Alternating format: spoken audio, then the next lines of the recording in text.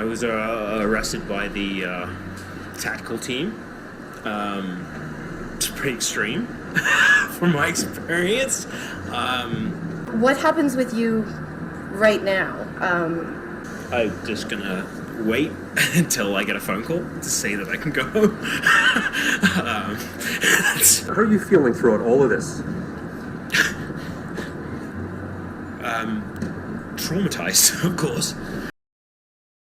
Esse é Robert Leeming, e no momento dessa gravação, sua ex-namorada e filha de 22 meses já estavam desaparecidas há 11 dias.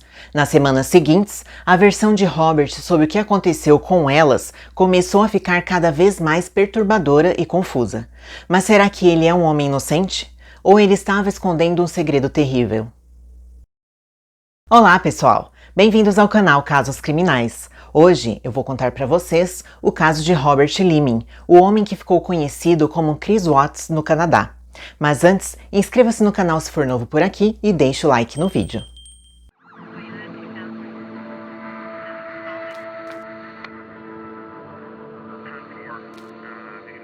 Jasmine Lovett e sua filha de 1 ano e 10 meses, Alia Sanderson, moravam na cidade de Calgary, Canadá. Localizada ao leste do Parque Nacional de Montanhas, Calgary é uma cidade um pouco isolada, mas muito frequentada por turistas que viajam até lá para apreciar suas belas paisagens e esquiar durante o inverno.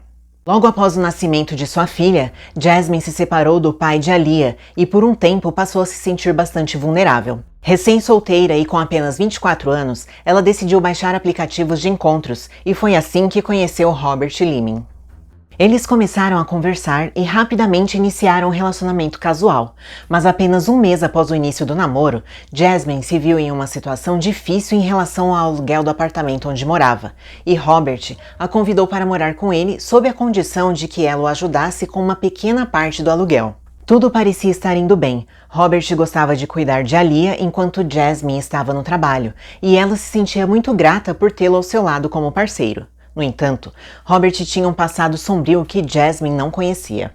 Filho de um oficial do exército britânico, Robert nasceu em uma base localizada na Alemanha, mas logo seus pais voltaram para a Inglaterra. Ele cresceu em uma pequena cidade chamada Marlborough, e sua infância foi bastante pacata ao lado de seus 2 irmãos, Christopher e George. Após terminar o ensino médio, Robert decidiu não frequentar a universidade e fez um curso para se tornar mecânico. No ano de 2010, ele começou a conversar com uma professora canadense chamada Sarah, através de um site de bate-papo, e depois de algum tempo, Robert decidiu que deveria dar o próximo passo e se mudar para o Canadá para ficar com ela. Eles se casaram em fevereiro de 2013, compraram uma casa, tiveram um filho e adotaram um cãozinho, formando assim uma bela família feliz. Por 4 anos, eles viveram uma vida aparentemente feliz até se divorciarem em 2017. Para aqueles que não conheciam a intimidade do casal, o divórcio foi algo inesperado. Só as pessoas mais próximas sabiam que Robert, além de ser alcoólatra e usuário de drogas, ainda abusava psicologicamente de Sarah desde o início da relação. Ele dizia constantemente para ela coisas como: "Você me deu um filho que eu não queria, um cachorro que eu não gosto e uma vida que eu nunca desejei." Mas Sarah soube realmente que não poderia mais viver ao lado dele quando Robert levou o cãozinho da família para as montanhas, amarrou-o em uma árvore e o deixou para morrer sem água ou comida. Após a separação, Sarah conseguiu a guarda da criança e uma ordem de afastamento contra Robert. Ele ainda podia visitar o filho, mas apenas sob vigilância de um assistente social. Ele se irritava muito com a situação e as visitas ficaram cada vez mais esporádicas. Foi quando ele decidiu instalar aplicativos de namoro em seu celular à procura de um novo amor. O relacionamento entre Robert e Jasmine parecia promissor no início, mas ele rapidamente perdeu o interesse e passou a se relacionar com outras mulheres. Desconfiada, Jasmine chegou a confrontá-lo, mas Robert negou a traição. Apesar do conselho dos familiares de Jasmine para deixá-lo, eles continuaram juntos, e em 14 de abril de 2019, o casal foi a uma reunião de família na casa dos pais dela.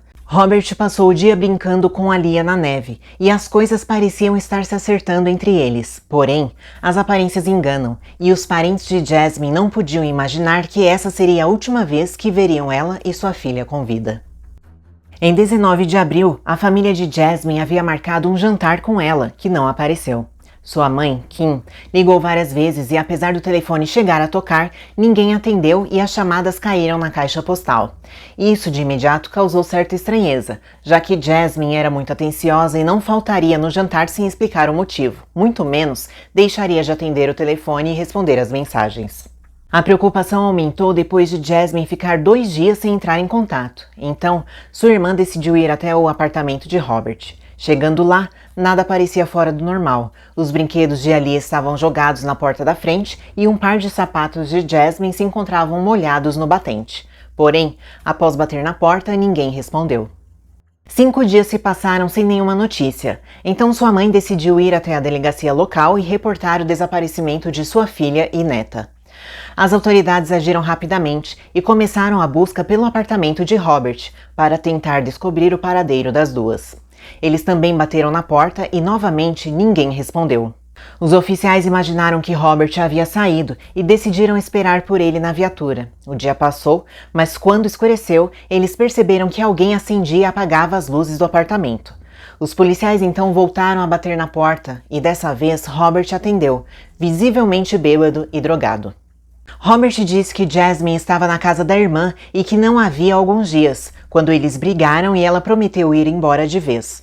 Sua versão não fazia muito sentido, mas depois de uma breve busca pelo local, os oficiais não encontraram nada que indicasse para onde Jasmine e Alia tinham ido.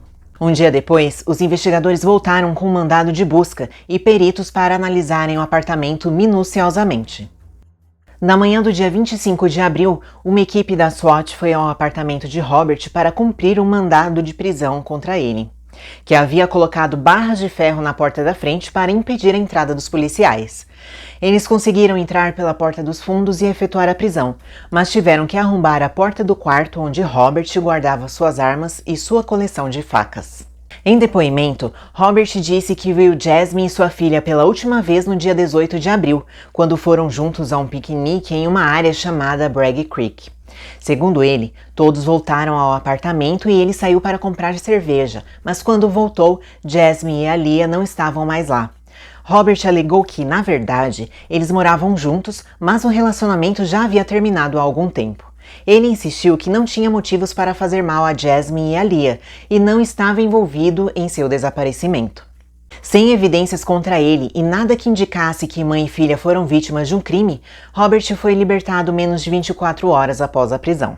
Ao sair da delegacia, Robert foi direto a um bar para tomar cerveja, demonstrando pouca preocupação com tudo o que aconteceu. Do lado de fora, alguns repórteres esperavam por ele e fizeram algumas perguntas que ele respondeu de forma muito descontraída. Apesar de negar envolvimento no caso e pedir que testemunhas se apresentassem com informações sobre onde Jasmine poderia estar, alguns detalhes em sua entrevista acenderam um sinal de alerta. Os detetives analisaram o vídeo e perceberam que Robert sempre desviava o olhar ao responder perguntas importantes e sorria quando parecia nervoso. Mas o fato mais preocupante para os oficiais é que ele sempre falava de Jasmine e Alia no passado, como se elas estivessem mortas.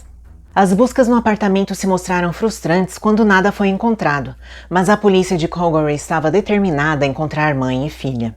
Eles analisaram horas e horas de imagens de câmeras de vigilância espalhadas pela cidade, mas o último avistamento de Jasmine e Alia aconteceu no dia 16 de abril, em um supermercado próximo ao apartamento onde moravam. Um mês se passou, sem novas informações sobre o caso, enquanto a família e os moradores da pequena cidade pressionavam a polícia. Foi quando os detetives tiveram uma ideia que mudaria o rumo da investigação e revelaria os segredos sombrios por trás de toda essa história. 2 policiais disfarçados de moradores locais seguiram Robert a um pub e se aproximaram dele. Em conversa, eles disseram que haviam encontrado uma mala cheia de evidências incriminatórias contra ele. Surpreendentemente, Robert mordeu a isca e chamou os detetives disfarçados até seu local de trabalho, onde acreditava que não seria monitorado. Chegando lá, eles conversaram por horas, até que Robert admitiu que havia matado Jasmine e sua filha Alia. Ele concordou em levar os dois até um local chamado Grizzly Creek e mostrou o local onde os corpos estavam enterrados. Nesse momento, os policiais se identificaram e prenderam Robert Leeming. A autópsia determinou que Jasmine sofreu pelo menos um trauma contundente na cabeça, além de um disparo de arma de fogo atrás da orelha, enquanto Alia apresentava diversos traumas na cabeça. Mas segundo Robert, tudo começou com um trágico acidente. No dia 16 de abril de 2019, após retornar do supermercado onde foi vista pela última vez, Jasmine saiu para trabalhar e deixou Alia com Robert no apartamento. Em certo momento, Alia teria caído sozinha da escada enquanto brincava, e mesmo com a menina desacordada e sem ter noção da extensão das lesões sofridas por ela, Robert preferiu colocá-la na cama ao invés de ligar para a emergência. À noite, quando Jasmine voltou para casa, ela foi checar como sua filha estava, então percebeu que Alia estava morta. Obviamente, ela ficou furiosa e desesperada e confrontou Robert querendo saber o que havia acontecido. A discussão acalorada terminou quando ele a golpeou na cabeça com um martelo. Jasmine caiu no chão sangrando, mas ainda viva. No entanto, Robert acreditava que havia ido longe demais para voltar atrás. Então, ele foi até o quarto, pegou uma de suas armas e atirou na cabeça de Jasmine, que ainda se encontrava caída. Robert enrolou os corpos em um lençol azul e limpou muito bem o sangue para encobrir seus rastros. No dia seguinte, ele dirigiu até a floresta, as enterrou, levou o carro em um lava rápido e voltou para seu apartamento para descartar as evidências que restaram. Robert se declarou culpado de homicídio de Jasmine, mas insistiu que Alia foi realmente vítima de um acidente. Ele foi condenado à prisão perpétua, mas será elegível a condicional após cumprir de 10 a 25 anos de sua pena. A nearly 3-year-long saga is over for a grieving Calgary family as Robert Leeming has been found guilty of second-degree murder in the death of 22-month-old Alia Sanderson. In a lengthy decision read out in court, a judge said Leeming's story was not believable, and this brings closure for her family. O caso de Robert foi muito comparado no Canadá ao caso de Chris Watts devido à frieza com que os crimes foram cometidos. Ambos assassinaram pessoas que amavam e confiavam neles, além de agirem de forma dissimulada como se nada tivesse acontecido. Eles mentiram para a mídia, mentiram para a polícia e fizeram de tudo para evitar serem responsabilizados por seus crimes. E vocês, já conheciam esse caso? Não esqueçam de deixar suas opiniões, sempre com respeito, nos comentários. Obrigada por assistir até aqui. Nos vemos no próximo vídeo.